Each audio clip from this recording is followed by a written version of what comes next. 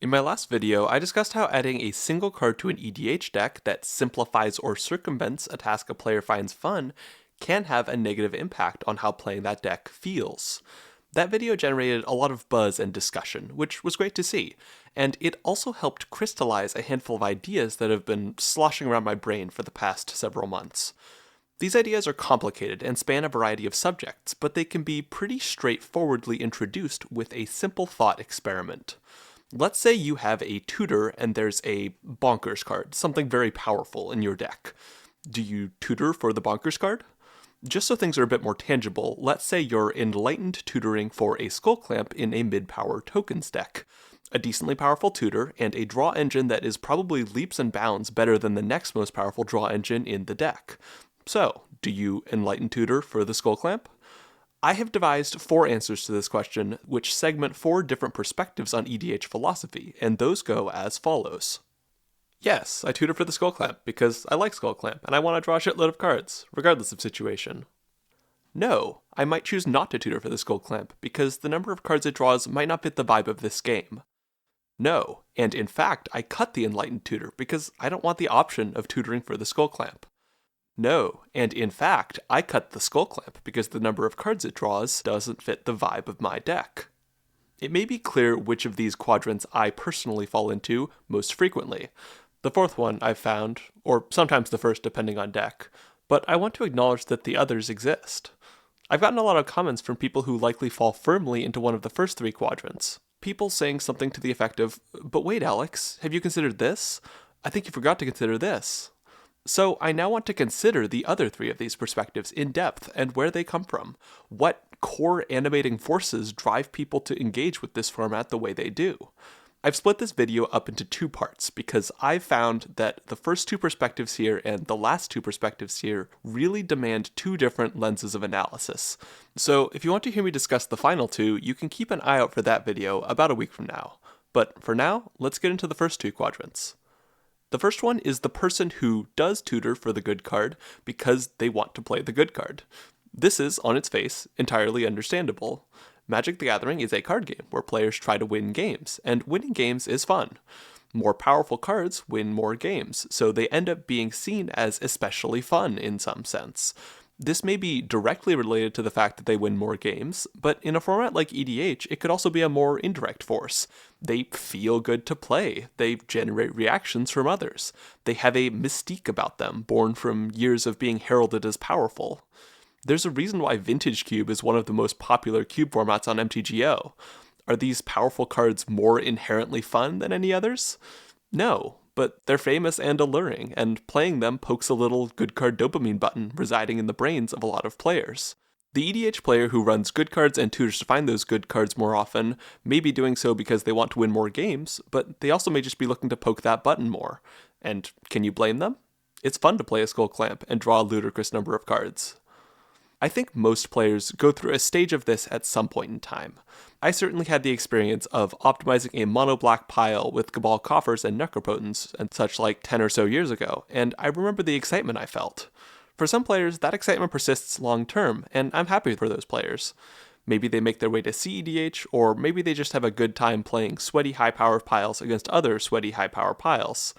However, for myself and many others, the excitement of playing good cards for the sake of them being good does start to fade with time. Trotting out the same old powerful cards in the same ways just might not remain as enjoyable, and even if you do keep playing with them, you might need to change the way you play with them to keep them fresh. One way this can be done is changing the context in which you play a powerful card. An ancient tomb that curves into a Bolas' citadel is very different from one that curves into a bunch of tree folk, and a Necropotence that draws into an infinite combo is very different from one that draws into a bunch of clerics from the 2000s. Put another way, powerful cards can go from a fun thing in their own right to a way to enable some other fun things that are a bit less powerful. This isn't really a realm of deck building I tend to find myself in, but I can absolutely see the appeal. You get the enjoyment of playing powerful magic cards, and the enjoyment of enabling offbeat archetypes that might not be good enough with weaker support cards.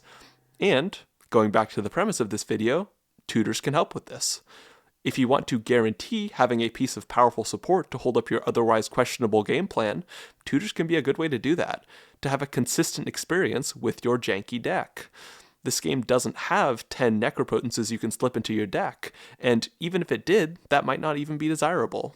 Tutors are a nice way to work around that fact. Okay, so that's one way powerful cards can stay fresh, playing them in unusual contexts. The other way is getting to the point where you don't even feel the need to play the good card every time it's available, and this brings me to the second group of players. These are the players who have the tutor and don't tutor for the skull clamp, or at least they don't always tutor for the best possible option. I found that these are players who see tutors as a wonderful and freeing tool. You can find whatever you want with them. You can find a skull clamp, you can find a land, you can find a leeching lizard. The world is your oyster. And there is a certain logic to this. Some games you might want a power card, maybe you're behind, or maybe you want a chance at catching up with somebody running away with the game. But there also might be other games where you'd prefer to take it a little easier, play a little lower caliber, tutor for something a bit more mundane if it better fits the vibe of the game you're playing. I believe this to be the least popular of the 4 quadrants I laid out earlier, but for the people who fall into it, I'm genuinely happy for them. They are able to have fun doing something that I struggle to have fun doing, playing suboptimally on purpose. See, I treat the format of EDH as a 2-stage game, as I discussed in more detail in a video about combo decks last fall. During the first stage, the deck building stage, I'm in creative mode, crafting an experience for the future me to play with, thinking about the sorts of decks I might be facing, and trying to fine-tune what I'm building to create the most enjoyable games. During the second stage, though, when I'm actually playing a game, my goals are somewhat different. I treat it as a game, where my objective is winning, and where I'm pursuing that under a set of constraints. These constraints consist of the tools given to me by my deck building self, as well as the limitations of the type of table engagement I prefer, which is generally very open and disclosing of information I think my opponents should have. I'm not doggedly pursuing victory at all costs, but I also don't like playing suboptimally once I'm in a game.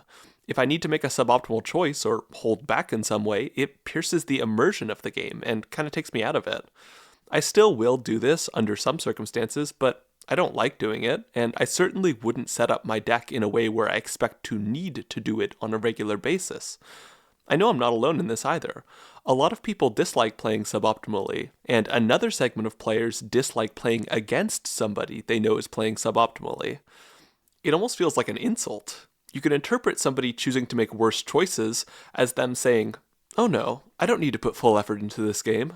What you're doing there isn't requiring that of me." Now realistically, the sort of player who is okay with playing suboptimally probably isn't thinking this way, but for somebody who is in a somewhat more competitive mindset, it's not hard to take this interpretation.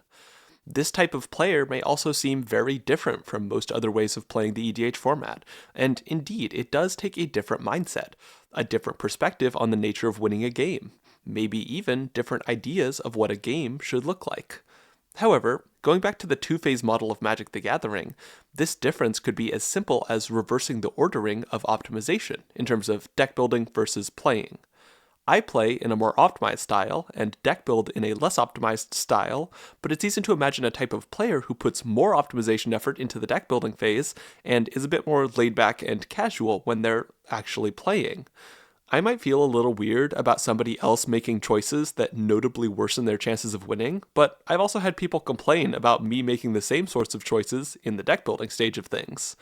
The most dominant feature of casual EDH is some degree of suboptimality, and I generally think of that as being in the deck building part of things, but it seems reasonable enough that it could exist in the playing stage instead.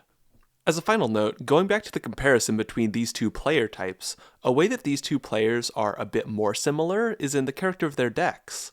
They're generally both happy to play tutors, and they are both happy to play with powerful cards as well, maybe even when those cards feel a bit overtuned compared to the rest of the contents of a deck. Fundamentally, these things are just game pieces, and having them in a deck isn't an obstacle to the fun for these people. What I'll be talking about next week, on the other hand, is the opposite. It's players who are much more critical of what they put in their deck, one way or another. And, as you'll see when that video comes out, those particular perspectives have philosophical roots about as deep as it's possible to be. With that said, thanks for watching, and thanks to Architect for supporting the channel. I've been doing a lot of brewing lately, and Architect makes it easy to keep my thoughts organized with its nice visual layout and helpful category system. A link to my decks is in the description if you want to check out what I've been working on lately. I'd also like to thank my patrons, some of whom are on screen now. I just started taking submissions for this month's deck review, so if you want a chance at having your deck reviewed by me, you can sign up to my Patreon at the link in the description. You can also check out the podcast I'm on if you want to experience more words exiting my mouth without giving me more money. A link to that is also in the description. Alright, bye now.